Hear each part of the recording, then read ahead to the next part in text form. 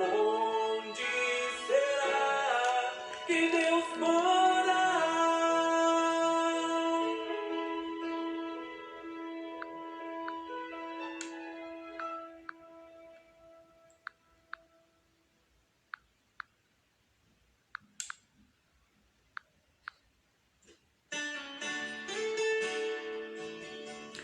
Boa noite.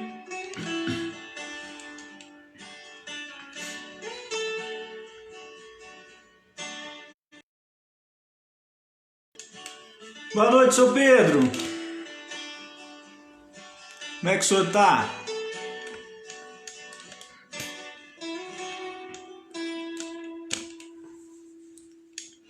É um tempo de mudança, pra que a vida e a esperança venham a nascer em todos nós. Abrão, boa noite, seja bem-vindo. Quero ser como a criança que acredita no futuro de amor e paz, de vida e luz.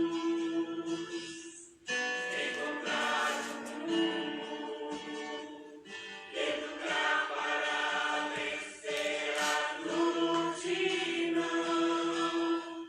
O descrente, Jesus, o amor que vem de ti, e esta paz do teu olhar. Gislene, boa noite.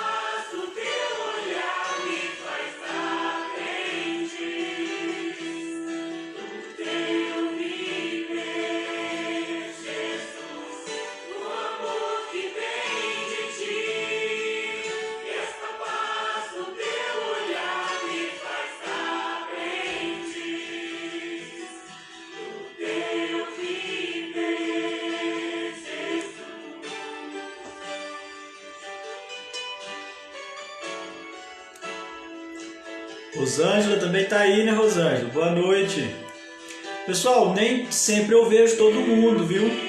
Então, se eu não comentar aí o nome de alguém, por favor, me desculpem. Mas é porque nem sempre aparece aqui.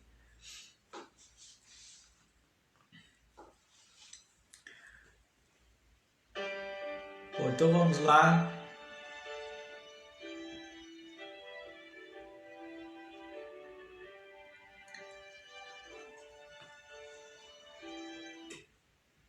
Pessoal, boa noite. Sejam todos bem-vindos ao Centro Espírita Amor, Fé e Luz. Mais essa noite iluminada, mais essa noite de estudo. Gasparina, boa noite, Gaspa. Antes da gente iniciar, só lembrando vocês que o Centro Espírita Amor, Fé e Luz promove a conversa fraterna todas as segundas-feiras, logo após o estudo do livro Nosso Lar. Então, se você quiser participar da conversa fraterna, preencha o formulário que está lá no grupo, com o seu nome e o telefone do WhatsApp. E assim que a gente terminar o nosso estudo, o pessoal aí, os trabalhadores responsáveis por essa atividade, vão entrar em contato com as pessoas que deixaram o nome e o telefone. Tá ok? E na sexta-feira nós temos também a nossa reunião pública, que está acontecendo aqui no grupo, de forma online por enquanto, né? Até que a gente possa aí retomar as atividades com segurança e tranquilidade. Na sexta-feira, às 19h30 também. E a gente conta aí com a presença de vocês, lembrando sempre que os vídeos ficam gravados, a gente pode assistir em outros momentos, mas é muito importante que estejamos todos conectados nesse horário, né? Que a gente forma aí com as nossas intenções uma grande corrente, né, de união, de energia, e facilitamos o trabalho da espiritualidade que vem nos assistir, nos amparar nessas atividades. Ok? Então convido vocês a fecharem os olhos, a serenarem os corações, elevarem o pensamento a Deus, ao Mestre Jesus e a toda espiritualidade amiga que nos ampare e nos assiste nas atividades dessa casa, solicitando a esses irmãos que nos auxiliem a bem compreender as mensagens que o nosso irmão André Luiz nos transmitiu através da psicografia de Chico Xavier. Que possamos receber essas mensagens e colocá-las em nossos corações, praticando diariamente esses ensinamentos. Que a paz do Divino Mestre vibre nos corações de todos aqui presentes, hoje e sempre, e que assim seja.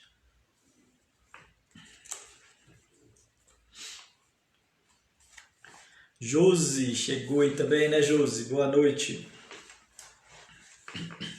Bom, pessoal, então vamos lá, dando sequência aqui à aventura do nosso irmão André Luiz, conhecendo, né, esse universo, essa vida nova que se descortinou diante dele.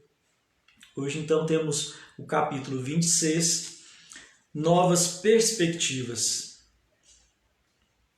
Ponderando as sugestões carinhosas e sábias da mãe de Lísias, acompanhei Rafael, convicto de que iria, não às visitas de observações, mas ao aprendizado e serviço útil. Então, vocês se lembram que no capítulo anterior, a dona Laura, né, a mãe de Lísias, recomendou a André que não ficasse simplesmente na visita de curiosidade, de exploração, né, de conhecer ali como é que funcionava tudo. Que ele aproveitasse a oportunidade da visita, transformando qualquer oportunidade que surgisse em trabalho, em serviço útil. Anotava surpreso os magníficos aspectos da nova região, rumo ao local onde me aguardava o ministro Genésio. Contudo, seguia Rafael em silêncio, estranho agora ao prazer das muitas indagações.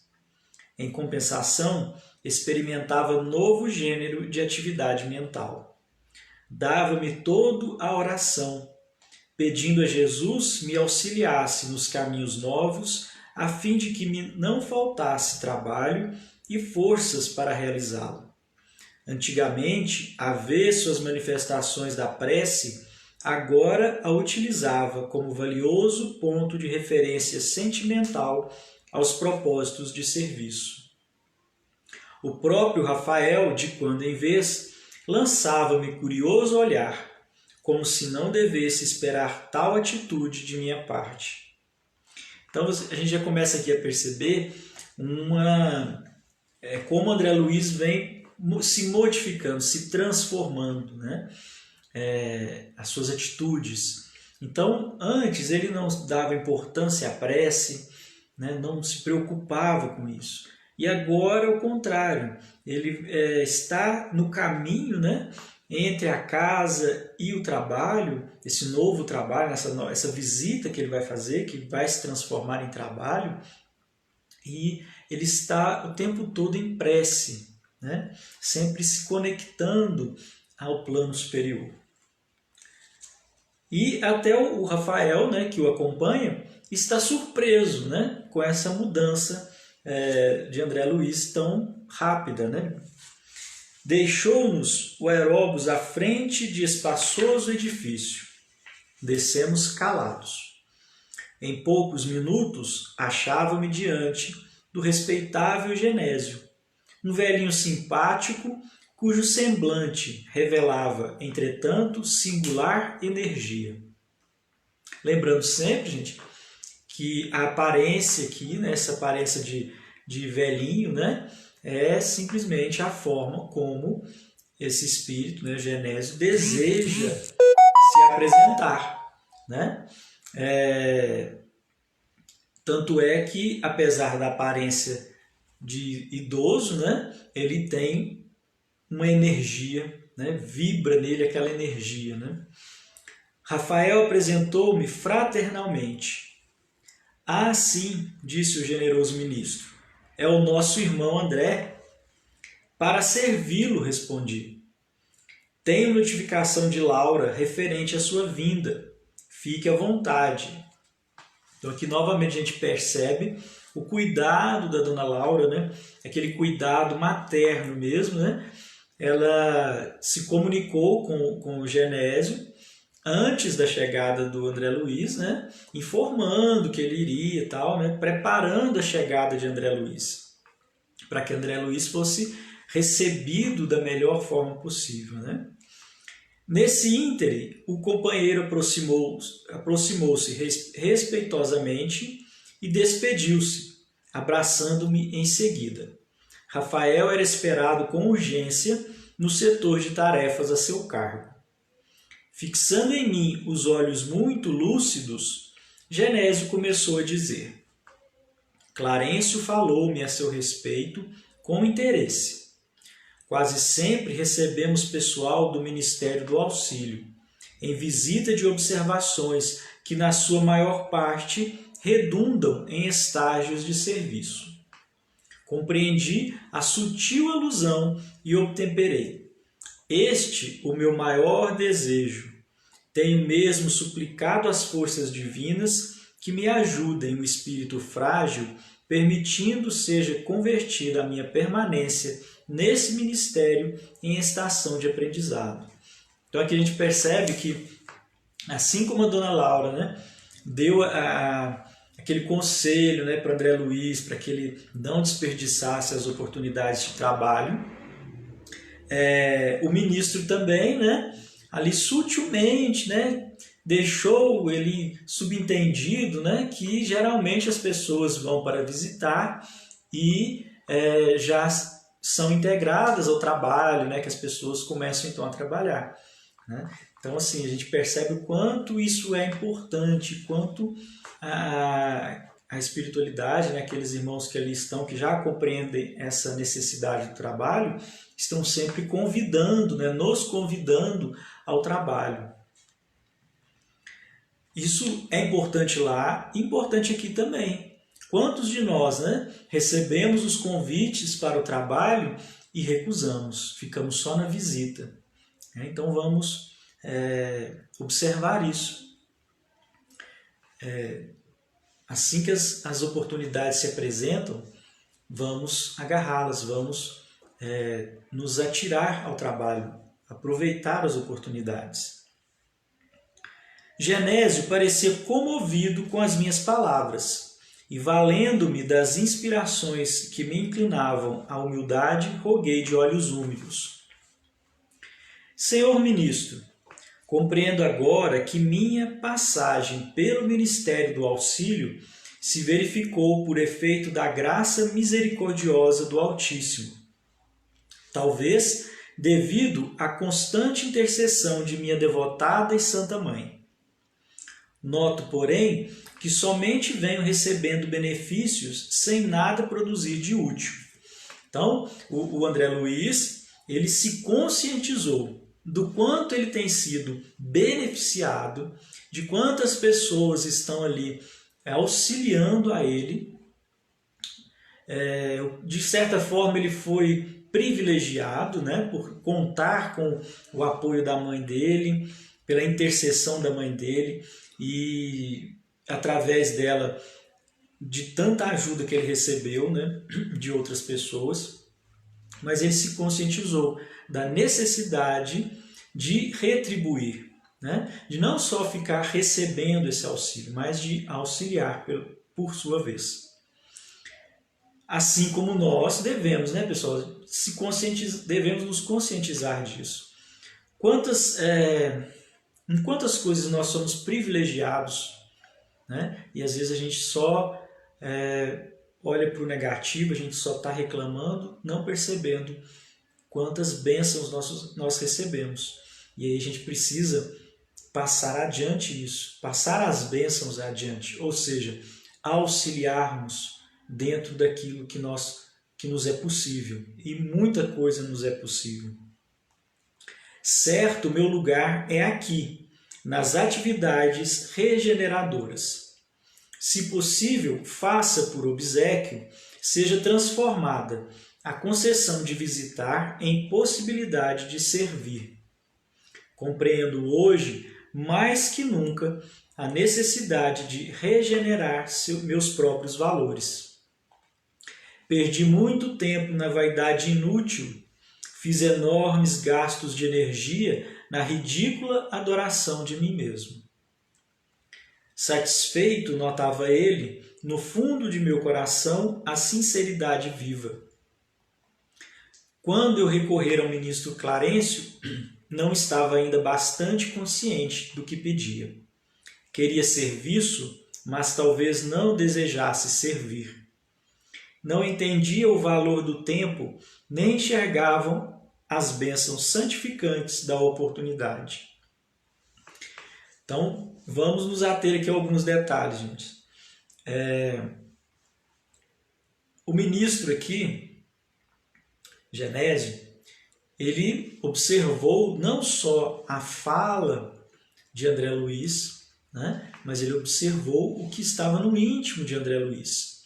Lembrando que esses espíritos que já possuem, né, um grau de elevação maior, eles observam, eles percebem tudo que se passa em nosso íntimo. Nós não temos como esconder nada deles.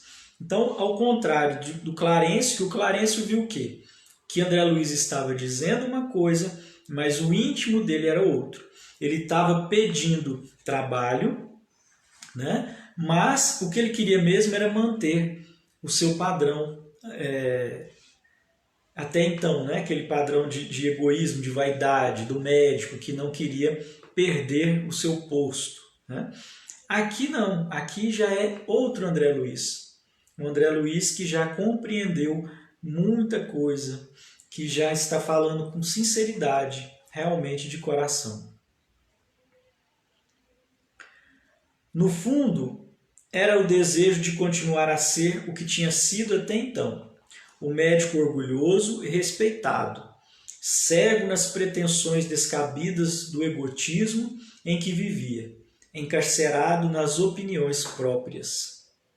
No entanto, agora, diante do que vira e ouvira, compreendendo a responsabilidade de cada filho de Deus na obra infinita da criação, punha nos lábios quanto possuía de melhor. Era sincero, enfim. Não me preocupava o gênero de tarefa. Procurava o conteúdo sublime do espírito de serviço. Então já é uma grande transformação. Ele já iniciou, né, a sua reforma íntima e já consegue olhar para si mesmo de uma forma mais lúcida, né, mais consciente e observando aquilo que ele precisa trabalhar de fato. O velhinho fitou-me surpreendido e perguntou: é mesmo você o ex-médico? Então está todo mundo surpreso com a mudança rápida, né, de André Luiz. Com certeza, muitos de nós temos grande dificuldade para fazer essa mudança, né? Passaremos lá ou passamos já por situações onde custamos para reconhecer as nossas falhas e as questões que precisamos trabalhar. Sim, murmurei acanhado. Genésio calou por momentos, como buscando resolução para o caso, dizendo então: louvo seus propósitos e peço igualmente ao Senhor o conserve nessa posição digna. E como que preocupado em levantar-me o ânimo e acender-me no espírito novas esperanças, acentuou: quando o discípulo está preparado, o pai envia o instrutor. O mesmo se dá relativamente ao trabalho. Quando o servidor está pronto, o serviço aparece. E aqui, pessoal, vamos novamente fazer aqui um link com as nossas atividades. Aqui o ministro está dizendo claramente: quando o servidor está pronto, o serviço aparece. Ou seja, quando nós estamos prontos para desenvolvermos uma atividade, quando aquela atividade vai ser benéfica a nós, vai nos trazer algum ensinamento, algum crescimento, a atividade aparece, o serviço aparece. E aí quantas vezes nós somos convidados a exercer alguma atividade, principalmente nas casas espíritas, e a gente não aceita. Ou seja, nós estamos prontos. Se o serviço chegou para nós, se ele está sendo apresentado a nós, é porque nós estamos prontos para aquele serviço. E aí a gente não aceita. A gente perde a oportunidade, a gente, na verdade, foge, né, da oportunidade de aprendizado e de melhoria. Então vamos pensar um pouquinho sobre isso. O meu amigo tem recebido enormes recursos da providência. Está bem disposto à colaboração, compreende a responsabilidade, aceita o dever. Tal atitude é sumamente favorável à concretização dos seus desejos. Nos círculos carnais, costumamos felicitar um homem quando ele atinge prosperidade financeira ou excelente figuração externa. Entretanto, aqui a situação é diferente. Estima-se a compreensão, o esforço próprio, a humildade sincera. Identificando-me a ansiedade, concluiu: é possível obter ocupações justas. Por enquanto, porém, é preferível que visite, observe, examine. E logo, ligando-se ao gabinete próximo, falou em voz alta: solicito a presença de Tobias, antes que se dirija às câmaras de retificação. Não se passaram muitos minutos e assomou à porta um senhor de maneiras desembaraçadas. Tobias, explicou Genésio atencioso, aqui tem um amigo que vem do Ministério do Auxílio, em tarefa de observação. Creio de muito proveito para ele o contato com as atividades das câmaras retificadoras. Estendi-lhe a mão enquanto o desconhecido correspondia, afirmando gentil: às suas ordens. Conduza-o, prosseguiu o ministro, evidenciando grande bondade. André precisa integrar-se no conhecimento mais íntimo de nossas tarefas. Faculte-lhe toda a oportunidade de que possamos dispor. Prontificou-se Tobias, revelando a maior boa vontade. Estou de caminho, acrescentou ele bem-humorado. Se deseja acompanhar-me? Perfeitamente, respondi satisfeito. O ministro Genésio abraçou-me comovido com palavras de animação. Segui Tobias resolutamente. Atravessamos largos quarteirões onde numerosos edifícios me pareceram colmeias de serviço intenso. Percebendo-me a silenciosa indagação, o novo amigo esclareceu. Temos aqui as grandes fábricas de nosso lar.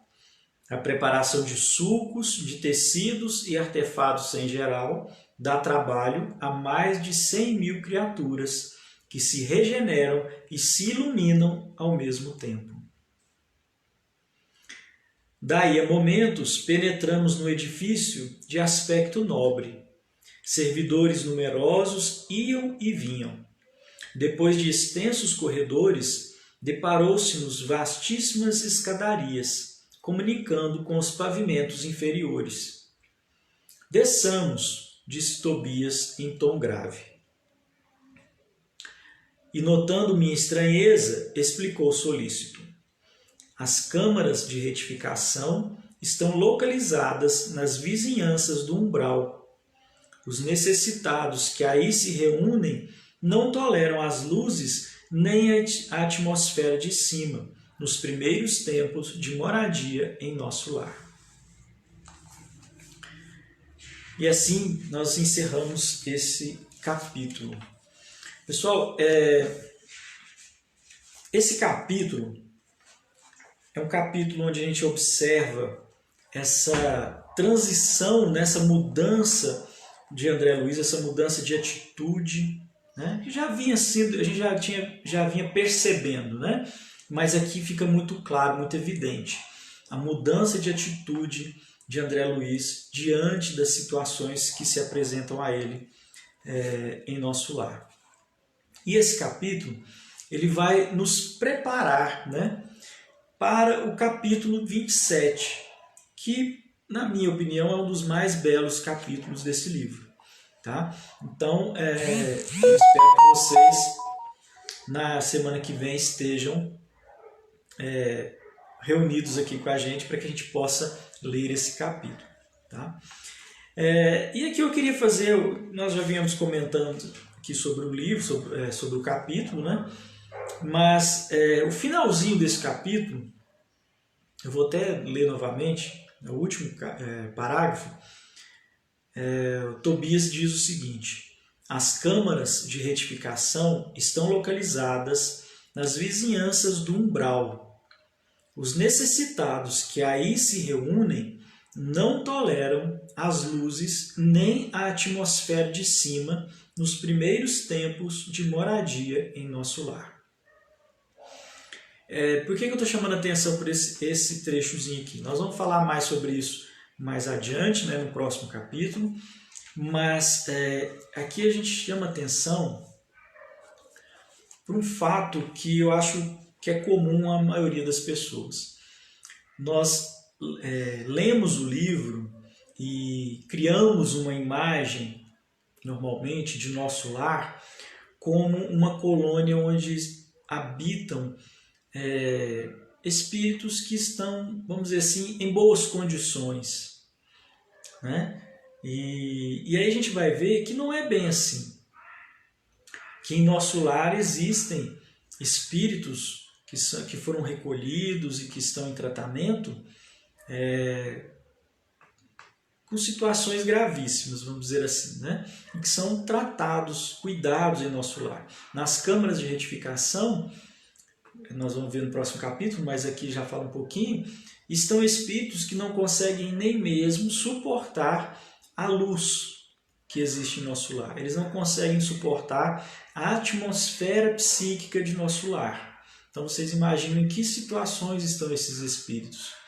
E, no entanto, então por isso eles são mantidos nas câmaras, que são subterrâneas, né, por assim dizer, são níveis inferiores do piso, onde a luz, né, é uma luz mais branda, né, não tem a luz do sol, e ali há a possibilidade, né, eles estão bem próximos do umbral, né, vamos dizer assim, quase que na porta, né, ali de entrada. É um ambiente psíquico que eles conseguem suportar nesse momento, né, e ali eles são cuidados, são tratados. Mas a gente vai falar disso mais um pouquinho na frente, né, nos próximos capítulos, tá bom? Bom, era isso então. Esse capítulo de hoje é interessante, mas eu vejo ele assim como uma preparação para o próximo, né? Então convido vocês a estarem conosco na semana que vem para que a gente possa fazer a leitura e o comentário aí do próximo capítulo, que é muito interessante, como eu falei, na minha opinião, um dos mais belos capítulos. Tá bom? Pessoal, muito obrigado pela presença de vocês. Gratidão mesmo pela presença. Mais uma vez, só recordando, hoje, segunda-feira, após o estudo aqui, nós temos conversa fraterna. Quem quiser participar, nome, telefone lá no formulário, para o pessoal poder entrar em contato com vocês. E na sexta-feira, reunião pública às 19h30, contamos com a presença de todos vocês, tá ok? Nós queremos aí ver muitas pessoas online junto conosco, tá bom?